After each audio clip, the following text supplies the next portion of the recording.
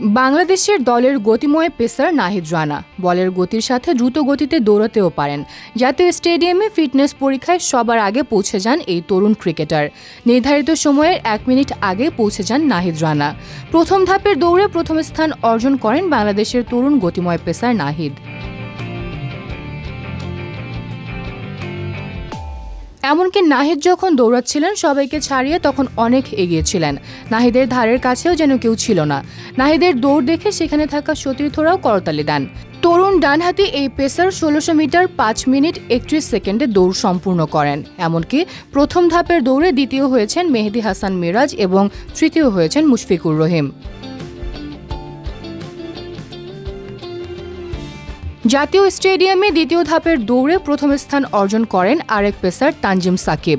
আগ্রাসী বোলিংয়ের পাশাপাশি দ্রুত গতিতে দৌড়াতেও পারেন। ডানহাতি এই পেসারের লেগেছে 5 মিনিট 53 সেকেন্ড। এরপর শাহাদাত হোসেন দীপু দ্বিতীয় এবং পারভেজ হোসেন ইমন তৃতীয় হয়েছেন। টাইগারদের ফিটনেস টেস্টে প্রায় সবাই নির্ধারিত সময়ের মধ্যে দৌড় সম্পূর্ণ করেন। তবে আরেক পেসার মুস্তাফিজের যেন ভয়াবহ অবস্থা। প্রথম ধাপে সবার শেষে দৌড় সম্পূর্ণ করেন।